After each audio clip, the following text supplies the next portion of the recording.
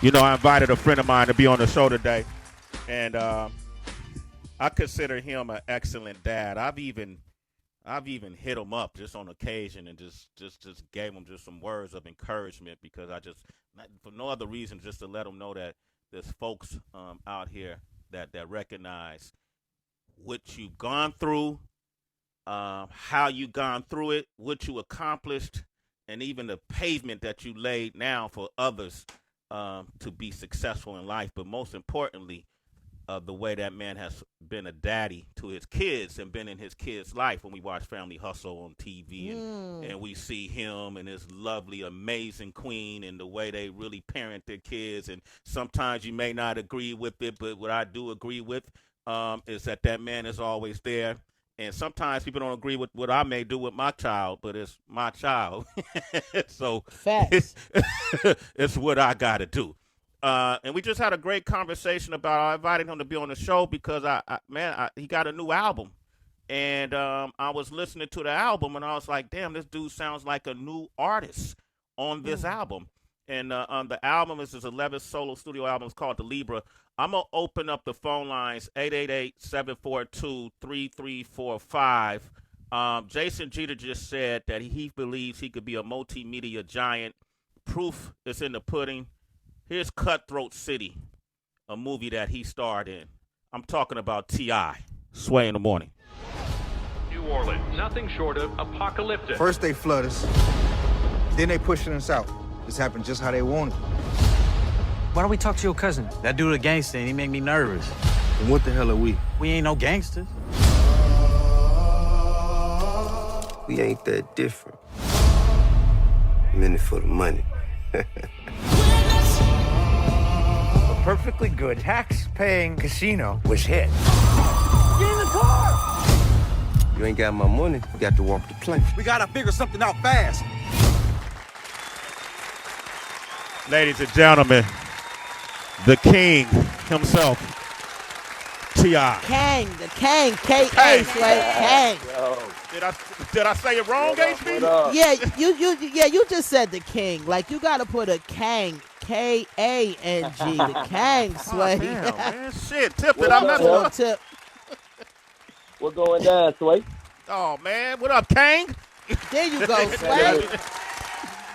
Oh, man, Tip, it's so good to hear your voice, bro. I see you all the time. Congratulations on Expeditiously. I love what you've been able to do with that podcast, that platform. Shit, I need you on there now. I remember we talked about it when you first. I need both of y'all on there. Oh, that'll get be it. Let's do it. Maybe we could do it together, HB. I got you. Whatever. You got me? You already know. We could do it Just together. let me know. You know what I'm saying? I could do it anywhere, man. But, you know, when y'all in Atlanta, definitely it'll be best if y'all pull up in Atlanta somewhere or L.A. But, okay, all right. Then we're going to make that happen, man. It's real. What, that experience, like, I can only imagine, you know, going from you multi-talented, multifaceted, but when you on that side of the mic, it's a whole different ball game, you know. That's right. What kind of challenges, like, what surprised you about now being the interviewer instead of the interviewee? I mean, I think the thing that I've had to adjust to more so than anything is, I know when I first started, people always said, man, why don't you stop cutting people off and let them talk? And I never noticed that, you know what I mean? But, you know, when they start saying something, it make me want to say something, and I just start talking. And I had to learn, you know what I'm saying, how, because I'm usually, you know what I'm saying, of course I'm used to being the center of attention and, you know, but as an interviewer, you are not the center of attention. You are really casting the spotlight onto someone else and showing, you know, showcasing and highlighting what they got going on and their objectives and they, you know, they perspective and opinion. So I think that's the main thing that I had to, you know, that's the main adjustment that I had to make, or that I have to make, because I still do it. Still do it, right? One of the, and I'll share this, one of the probably most challenging things when you interview, and you know, I've been doing this for a long time, is when you got people that you really admire that might have a difference of opinion in an area that makes you go, what the hell? You know, how can you know, and have you had that moment? I mean, not necessarily in conversation or during the interview, but it had been people who it's happened two ways. There's been people who I really fuck with, who I really respect, and I really like, admire, and you know what I'm saying, that have asked me, you know, if they could, you know, they could come on and you know, if they could, you know what I'm saying, be on the show. And just given everything that I know about them, everything that go on in their life and everything that the world thinks of them, I say to them, well, I can't have you on if we can't talk about this, because it's going to make me look crazy. So it's best, you know, we just don't do it, because I don't want to, like, you know, put you in no bad position if I have to talk, if I start talking about this. Cause that's, you know what I'm saying, that's where I feel like that's a major part of the discussion. But I'm respectful enough. I ain't finna set nobody up, get them in there, and then start talking about it when, you know what I'm saying, and blindside them. I've also had, this is something like, you know what I'm saying, it was one of my partners, you know, this is somebody who I really consider, you know, he's definitely a legend in the game or whatever, but he's somebody who I consider a partner. And, you know, we sat down and had a discussion, a great discussion. And then afterwards, you know what I'm saying, people said, hey, look, he don't want you to air this part. And I was like, all right, cool. And then later on, the shit came out because somebody else got there. They edited it out of the audio, but then when the video came out, whoever was in charge of the video didn't get the memo. They got there and they didn't edit it out correctly. And that shit kind of made me feel like, damn, I done gave the man my word, and that motherfucking shit came out anyway, so we fired a few motherfuckers about that. But, you know, things like that have happened, but at the end of the day, you just roll with the punches, man, you know what I'm saying? Like, you know, adjustments must be made. Adjustments must be made. T.I., man, expeditiously, man. That's the word that a lot of people learned because of T.I. Man, I just had Jason Jeter on the show, and, you know, and we were talking business and then a little bit about y'all history and some of the things that you're doing. And the reason was, you already know it. Reason is because I feel like, you know, certain people have really exhibited a blueprint for folks that they could just kind of follow or look at and learn from, and consistent growth. And considering you and all the adversities you face to be where you are today, to me, it's a wonderful story. And we're not even halfway. We're not even halfway through the story. So I asked Jason that. Yeah, no, we're not halfway through. Tip, man, the way you've been speaking out for the people, your activism, your honesty, your transparency. I've seen you confront best friends from Lil Wayne on down. And not in a malice way, just in a truthful way, and you gotta respect it, right? I asked Jason to ask you a question, and here's the question that Jason had for you. I feel like Tip is set up in a way to be a real media giant, being in the podcast space. I think that you know, he's set up in a way to really take it further than Ice Cube and Queen Latifah, and you know, and really just kind of evolve the game, as I'm sure they probably will want him to. You know, so I would like to know, how does he feel about that, and what does he think the proper move? What do you think he needs to do to really get there and make that a reality? Shit, bro. Let me see here. Okay. The proper move. Man, sheesh. To be honest with you, man, I don't even really be thinking about it that much. You know, he right.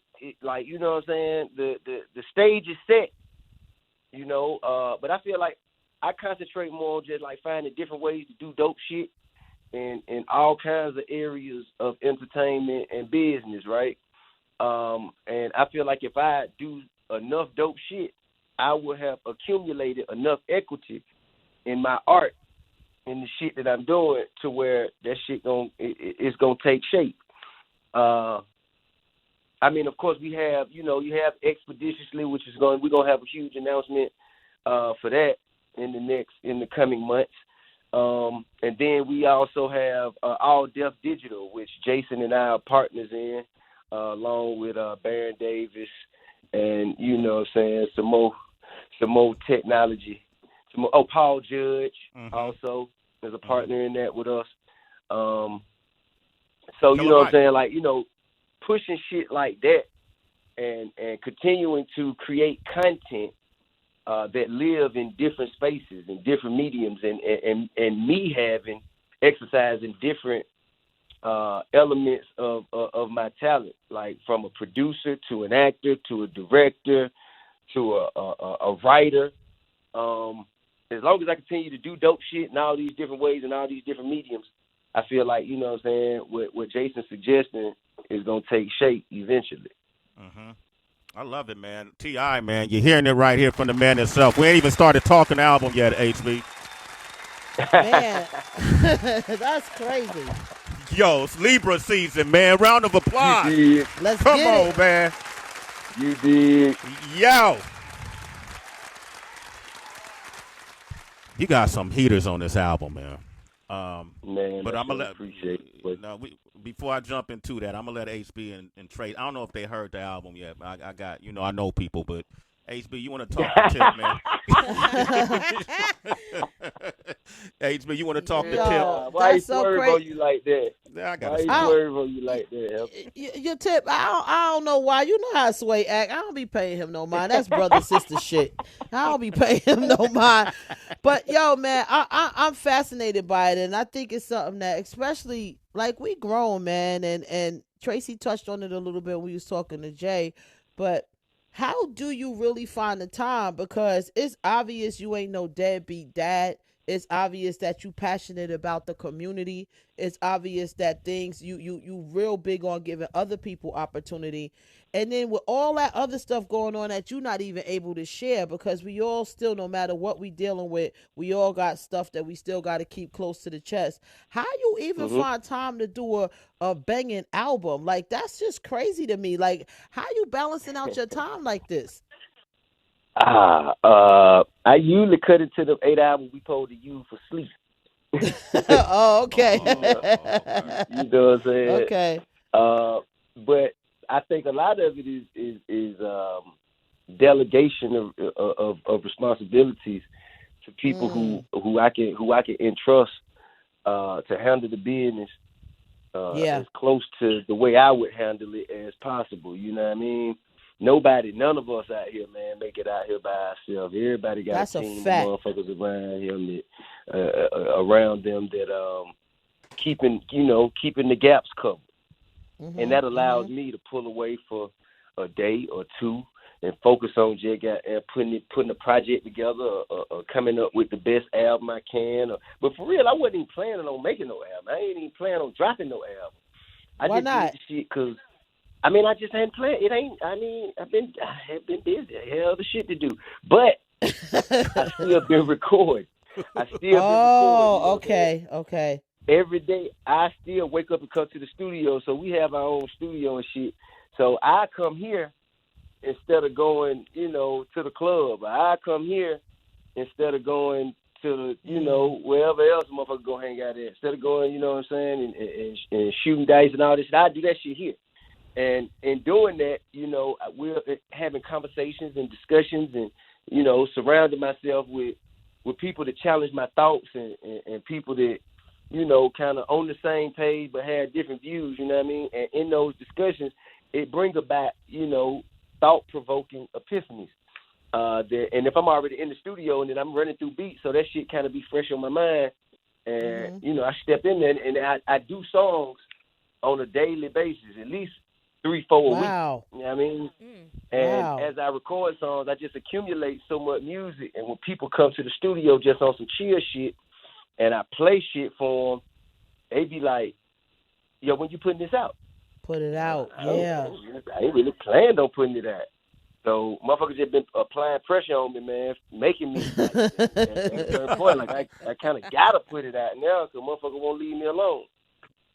And there it is. Got it. That's crazy. Yo, but Tip, before we go even deeper into album, I still want to keep you in expeditiously podcast mode for a second because I have to ask you your thoughts on what's going on with Ice Cube, who is, of course, another living legend, but just the number of people, the divide, a lot of fans feeling like, wow, why are you going over to the dark side? What is this that we're working with Trump? The timing of it all. But then I also wonder, I started thinking about when Jay-Z was working, started working with the NFL and how we said, what, let's give this the benefit of the doubt. Is this a similar situation? Well, please. Well, first of all, what I think is very important on both sides, I think we have to give Cube the credit of his reputation. You know what I'm saying? And giving him the credit of his reputation, we got to hear his explanation, like his side of what's going on. We got to hear it from his voice. So I saw a post that he put up and said, I had never endorsed no motherfucker like this ever, right? That's coming from his mouth. What they say can only be, taken so far. You can't believe them motherfuckers even when you see them. You dig? So they go operate on under the principles of what's best for their agenda, which is keeping this motherfucker in office. So anything they could do to sway or confuse the black vote, then that's what they're going to do. Now, in understanding that, I can see why they might put some shit up there and make it seem a way that it ain't really, just because it work out for them and they benefit. Whether it turn a motherfucker around and say, oh, shit, they just said Cube going this way, let me go this way. Or if it confuse a motherfucker saying, Cube, I don't know, man, goddamn, I'm going to just stay out this shit. You know what I mean? Whatever that is, however that shape, that works out to their advantage. So I think we got to look at him and listen to him and give him the credit of his reputation. And if we ain't never known him to be on no fuck shit before, and he say he ain't on no fuck shit now, we got to give him the benefit of that doubt. We just got to, you know what I'm saying?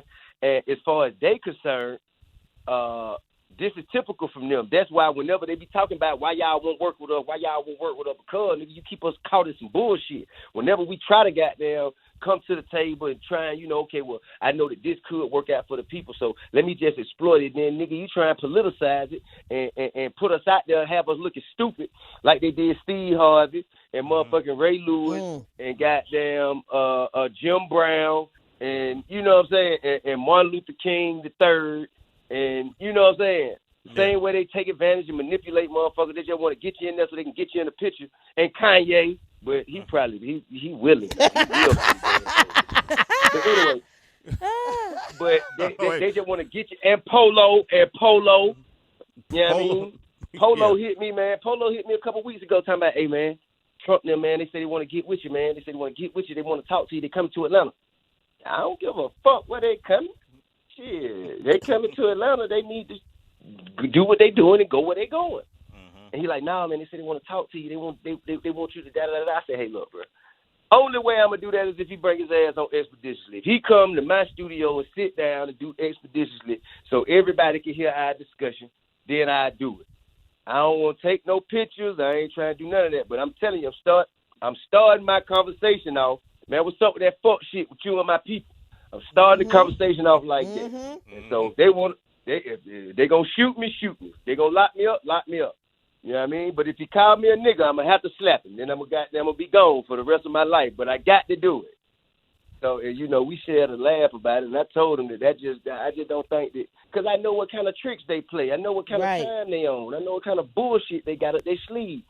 So I think that Ice Cube could have had goddamn great intention, and I think the fair thing to observe is very important.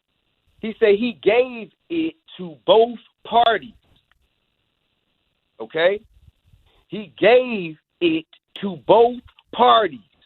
He gave it to the Democrats, gave it to the Republicans, right? If the Republicans is the only ones that came back and said, all right, we like this, let's see what we can do with it. If they the only one that came back, that's not Ice Cube's fault now. We got to take that into consideration. He gave the same package to the Democrats and the Republicans.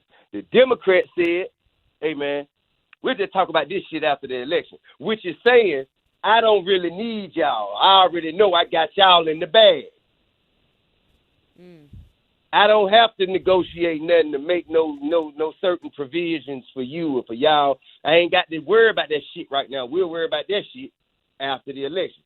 That's what that message says to me. And the Republicans, even if they were using it, you know what I'm saying, to their own selfish advantage, they got back and say, shit, let's see what we can do. How is that Ice Cube fault? That's an interesting take on it, Tip. That's an interesting take, and I think we all want to give Cube like we even said, at the benefit of the doubt, because of his track record. It's hard to talk and say anything about Cube in disagreement. But if you disagree, you disagree. But I like your perspective. Listen, I like that. I like your perspective on it. All things being considered, though, I think ultimately our priority is, fighting against hate. Fighting against motherfuckers who have disregard, disrespect for the lives and the liberties and the heritage of our people. So, to me, even beyond the contract for Black America, which I feel is extremely important, that shit is extremely important to hold motherfuckers accountable. Whoever get our vote, we need to be able to hold their ass accountable. But even beyond that, man, we got to get these motherfuckers out here simply because it kind of stirs the pot for a certain energy that we see out here on these streets, right? Like, the first day the nigga Trump got elected, right? I'm walking down the street with my partner 5 Mike. We were walking down the street in New York City, Lower East Side, right? So it was the very first day when they finally said the polls were in and he won. The day after the election, we walking in New York City, and we was on the sidewalk, and then it was trash or something. Either somebody was unloading something, but the sidewalk was taken up in the spot where we were walking up to. So we got off the sidewalk and kind of walked next to the cars in the street till we got past this point. And as we getting out in the street right here by the car, a motherfucker on a bike rolled past me, almost bumped into me. And I'm like, what the fuck? And then it's a motherfucker he was a Caucasian, but he was kind of like one of those. He was a little bit, he had a little tint to him. You know what I mean? And he was from somewhere in Europe, but he had a little tint to him and an accent. And he say, "Get the fuck out!" He said, "Get the fuck out the street." I say, "You better you better keep peddling, motherfucker." And he say, Donald Trump's gonna get you." You see what I'm saying? Yeah. He said, "But Donald Trump gonna get your ass kicked, my man. You better continue on." So, that's the kind of energy that this motherfucker provokes.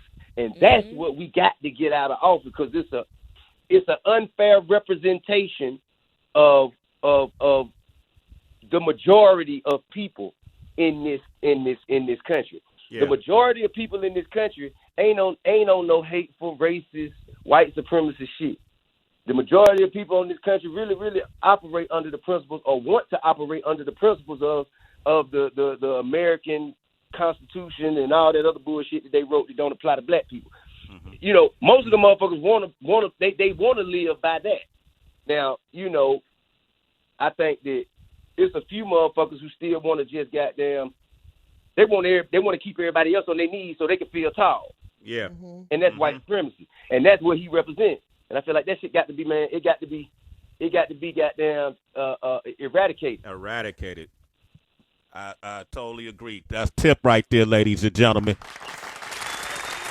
Oh man, Tip, Tip, do you are you reading anything right now? Any books? At the present moment, no. But I'm supposed to get to reading some shit soon. I just ain't had a chance. I was supposed to read this book called The Color of Law. That's what, what I'm saying, and that's basically about, about the country and why white supremacy is, why that shit is, why the systemic racism, and how it has benefited America, and why it's important to the people that it's important to financially, and so on and so forth. It's called The Color of Law, and motherfucker gave it to me, man. One of my partners gave it to me, man. I supposed to have been reading it, and I hadn't, because I've been finishing this album. But I'm gonna get right to it. The last book I read though, let me see. The last book I read, The Way of the Superior Man. That was the last book I read, man. Lauren London gave it to me, man, and she said, that Nip said changed his life. And she gave it to me, and I held on to that motherfucker, and I didn't even start reading that motherfucker until probably about a month after he had died. I pulled that motherfucker, I just started going through and couldn't put it down. So that was the last thing I read, for real. I be reading scripts and shit more than anything now. Oh, did you hear him stunt right there, Heather? Tracy, I'd be reading scripts right now. Different. I thought he was going to say scripture, but he ended that script. I get it. All right. Man, shit. Hey, Tip is on the line, man. We got a lot of callers. Let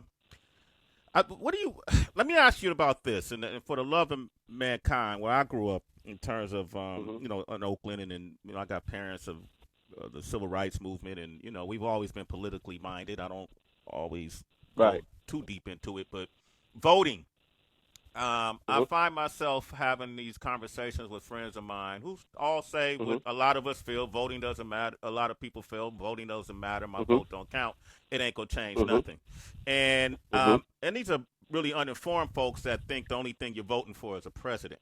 And so, and I've heard a lot of our peer groups say, let's hold our vote, or let's hold our vote hostage, or some folks just say, don't vote. What are your thoughts about, like, do you have these conversations about voting with your peer group, and how do you respond to folks? I won't go into a long, drawn-out back and forth, because after the first couple of statements I make, if you don't see it, then you just ain't going to see it. You know what I mean? And, sometimes people just be stubborn because they just be, like, unwilling to allow somebody to change their mind. Like, it's almost like, I ain't going to let this nigga change my mind. This is what I think. This is what I think. This is how I feel. This is how I feel.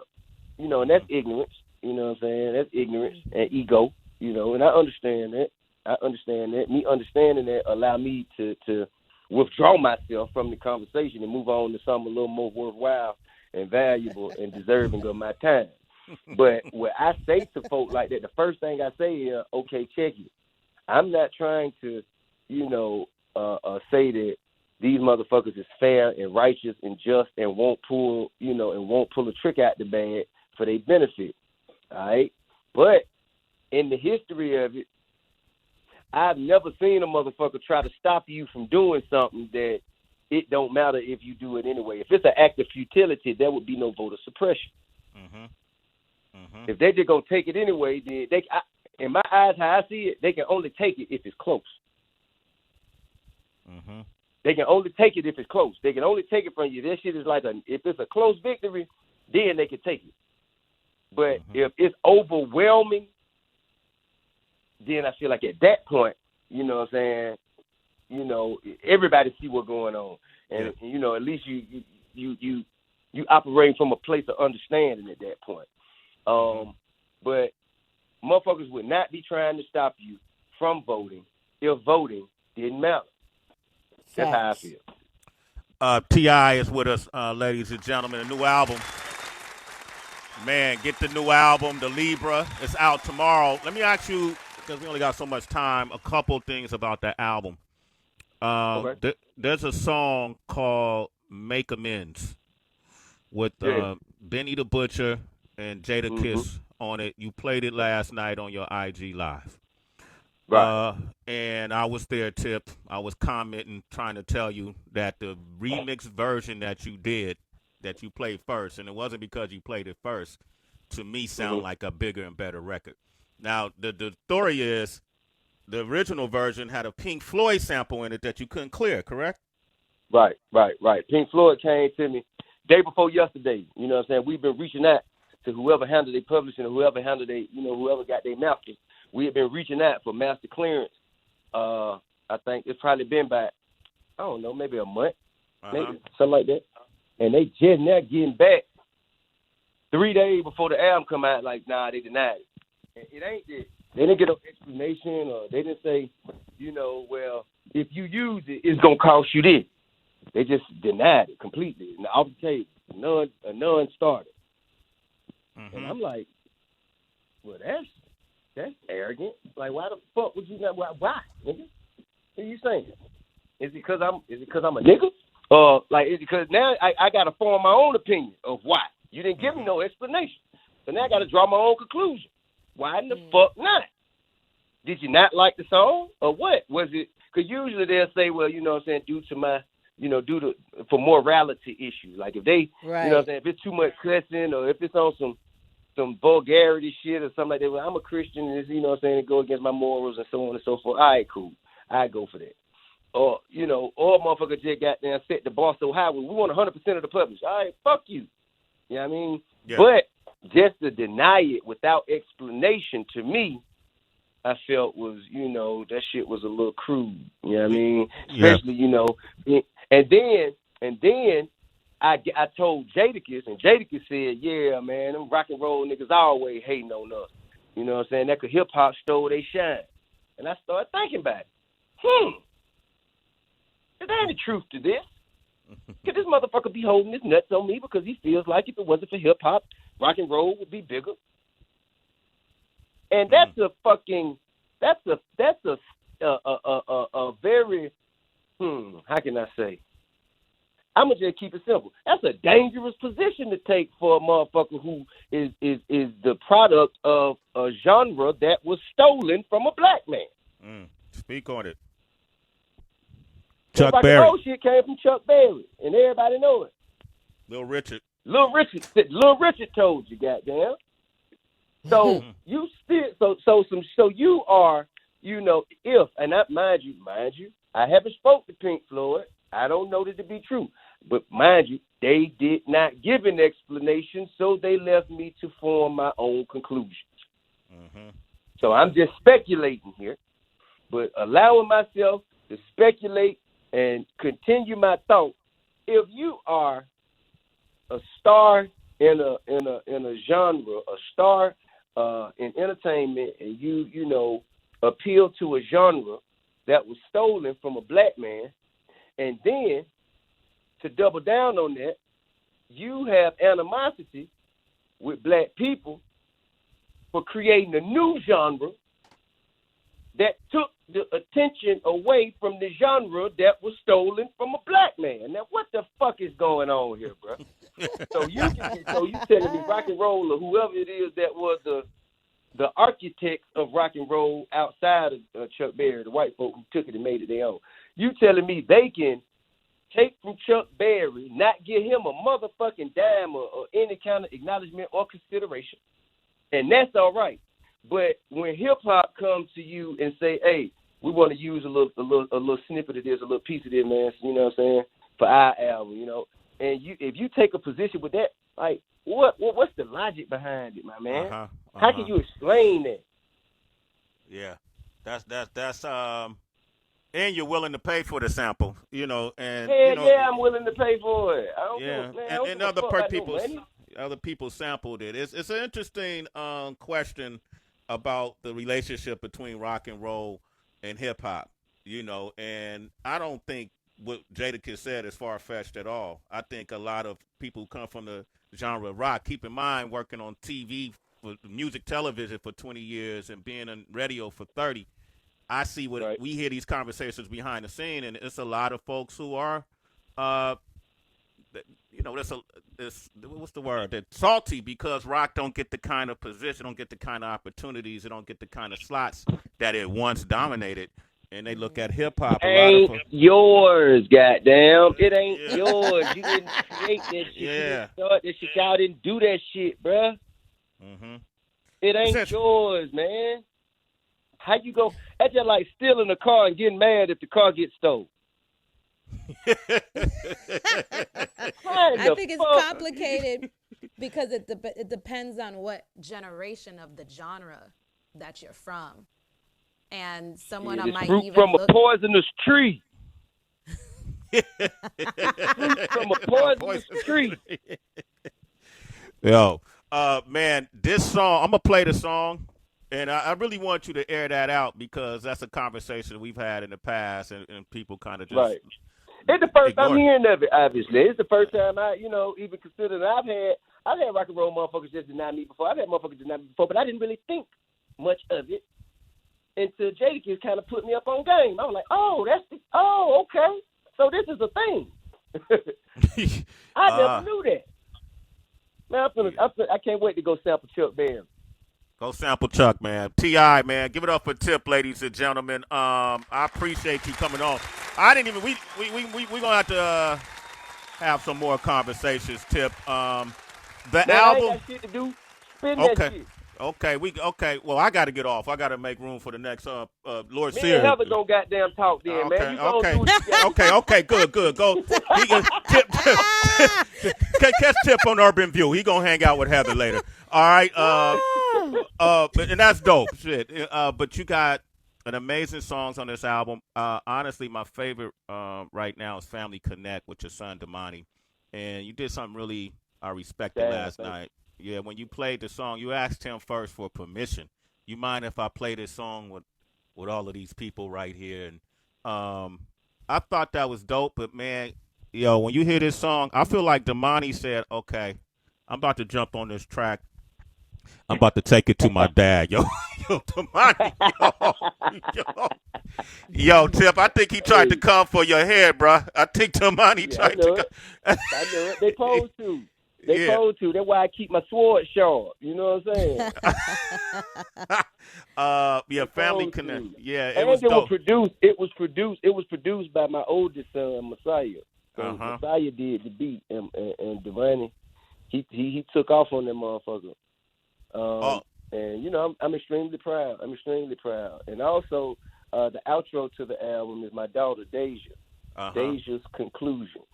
I really just told her, I said, hey, man, because I had Rhapsody, she did some spoken word for me just off of, a cold call. Me just hearing her, be like, hey, man, if you did some spoken word about me, man, how would it sound? What would you say? And so then she asked me a few questions, and then, asked me to send her a few songs. And overnight, when I woke up, she had sent me back, okay, what you think about this? And the shit was perfect. And also with Ernestine being one of the most prolific poets of the generation in my eyes. I've called her the Maya Angelou of this generation many times, and I stand by that. And also Miss Pat, the comedian Miss Pat from Fast Street Bottom. Pat. Those perspectives are three different, very different and important perspectives. And I asked my daughter, like, hey, man, you got anything to say for the women of your generation? And she said, huh? I said, yeah, you have anything to say for the women of your generation, just given the things you go through, the things you know about me, and the things you know what I mean, like what you want to say. And I was just talking, for real. I didn't think she was going to do it. I was expecting her to say, I'm not going to do that. Because, she's really not that kind of person. She's not looking for the spotlight type person. Mm-hmm. So when she say, I think I have something, I said, whoa, okay. And when she got it to me, I was like, damn, you've been thinking, huh? God damn, this shit is poignant. Yeah. You did. And, so I think, the culmination of art that we put together for this project, man, is something that I can really be proud of from top to bottom. It's some great work. Congratulations. This is Tip, King of the South. You did. Tip, if you had a top 5 list, where would you put yourself, and would you put anybody in front of you? I wouldn't put myself on no goddamn list. I don't care nothing about it. I have a top 5, and no, I'm not on it. No, I'm not. All right. Who's your top 5? Tupac, Biggie, Jay, 3000, Scarface. You told me that. That's right. I was saying if you was consistent. It didn't change. That's my homie. All right. Then, you know what I'm saying? Of course, you know what I'm saying? I definitely would put Wayne in front of me on my list. I put Eminem in front of me on my list. I don't even need to be on the list to be, like, for real. And the reason I say that is because, man, there's so many people that kind of dedicated their whole life to just rap. You know what I mean? That all they doing, they ain't got nothing else going on. All they do is focus on rap all day, every day. They deserve to be on that list. I got so much other shit going on, man. I do this shit, and I'm excellent at it, and I'm poised and conditioned to be what I am, and I'm going to make better music than 98% of these motherfuckers out here. But I haven't shown that I care enough. I ain't gonna make too many sacrifices for this shit. If this shit ain't going how I wanted to go, I'm gonna go straight to some movies and some television. I'm gonna go straight to some fashion. I'm gonna find a way to get the money. You know what I mean? And other motherfuckers, they just gonna keep on beating their head against this goddamn wall of rap. And I ain't that nigga. So I feel like the motherfuckers who have made those sacrifices, who put it all on the line only for rap, like, think about it, man. Think about Lil Wayne, right? Yeah. And Lil Wayne tattooed every space on his face, man. That's saying, I don't plan on doing shit else but this right here. And that's why he the greatest at it. You know what I mean? Yeah. Me, I'm like, I might want to be in a movie or something. I ain't finna now. Well, hold up. You know, I might have aspirations to do TV one day. I might have, you know what I mean? So anytime a motherfucker dive head first into some shit, they deserve the recognition and the credibility, and they deserve to be celebrated first because they done earned the right. They done made those sacrifices. I haven't necessarily done that. That's my man, Tip. I get it. Man, bro, I appreciate you being on the show today. You're definitely in my top 10, Tip. You're my top 10. I haven't picked your place yet. I'm gonna go over it. You know, my list be changing because I know names. You know what I would do though? You know what I would do and what I do or how what I do practice. If it's a list made and I ain't on it or I'm at the bottom of it, I don't mind, but I look at everybody who is in front of me and in my mind say, oh yeah, I'm way doper than them. You know what I'm saying? Yeah. Like and I make music that will show motherfuckers that I'm way doper than them. And I present that kind of real, you know what I'm saying, on some here, take that with you, with your funky ass list. You know what I mean? But the shit really don't mean that much to me, man. It's just kind of like tackling fuel, and I don't really give a fuck about it. I appreciate when people do acknowledge my contributions, but when they don't, that shit really don't mean that. Because when I wake up and look around, I say, shit, this is what's important to me. There it is. I remember calling you, asking you if you were all right about something that was going on in the Twitter sphere, and you was like, what happened? And I'm like, yo, man, they saying this, they saying this, they saying that. You was like, who, what, where? Man, you had no clue on it, and I said, I get it. I don't. Yeah, I get it. Hey, guess what, though? Have you ever read this book called The Subtle Art of Not Giving a Fuck?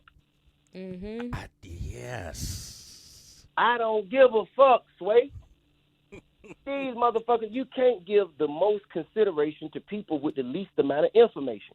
These people don't know shit about me for real. These motherfuckers going off of reacting off of what they've heard, off of clips and tidbits and headlines and shit. I'm worried about what the people who know me for real, the people around me, how they feel, what they think. Them the motherfuckers who have the most amount of information, what's their opinion? You know what I mean? Like, I can't start, man, I don't give a fuck. I don't give a fuck. I can't give a fuck, bro. Yeah. To be honest with you, you ain't. Why are you so worthy of me caring? Why? What have you done in my life that's so valuable? And how you gonna goddamn make me think more of your opinion of me than I think of my opinion of myself? How the fuck you gonna do that? Bars. The art of the subtle art of not. That's why I don't be giving a fuck. Yeah. I just don't be giving a fuck. I really don't care. See, that's and HB will tell you. Sometimes I be caring, and that be my downfall. I mean, we need people like you, man. Yeah, we need people like you. Yeah, you need people that care, and you need people who don't give a fuck, and then we can meet somewhere. Yeah, absolutely. It's a place and a position. For everyone in the universe, there's a place and a position. Everybody's place and position matters. You dig what I'm saying? Yeah. I just enjoy mine. I'm comfortable with it. I love not giving a fuck. Give it up for Tip, man. Heather B just went over the Urban View Tip on 126 if y'all want to continue to hear this conversation. You did.